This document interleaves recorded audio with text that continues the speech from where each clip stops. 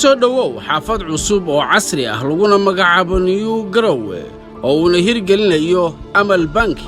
xaafadan casriga waxay ka mid noqon doontaa xaafadaha ugu weyn uguna casrisan ee caasimadda Puntland.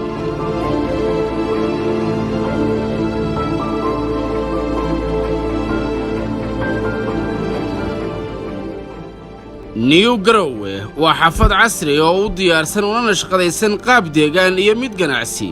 waxayna leedahay adeegyadan: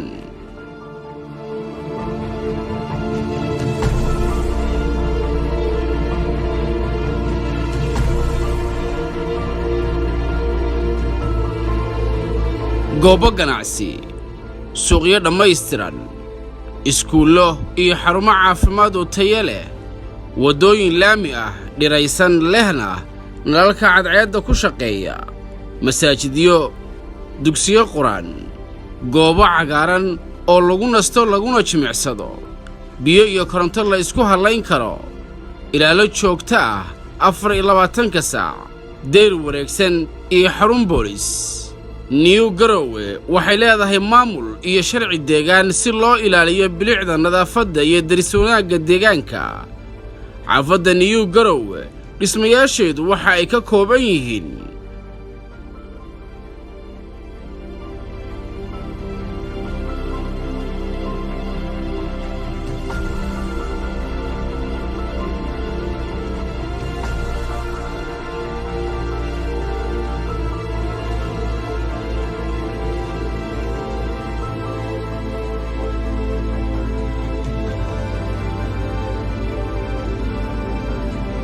fiilad dabaq ah oo ka kooban 7 qol oo casri ah,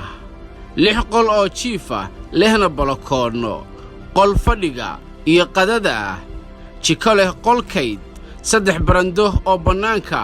5 suuli oo casri ah, 4 baakin gaari, fiilo 6 qol oo casri ah, 5 qol oo jiif ah, qol fadhiga iyo qadada ah, 3 suuli oo casri ah, jiko leh qol kayd ah, 2 barando oo bannaanka, 3 baakin gaari, villa 5 qol oo casri ah, 4 qol oo jiifka ah, qolka fadhiga iyo qadada, 3 suuli oo casri ah, jiko leh qol kayd, 2 barando oo bannaanka ah, 2 baakin gaari.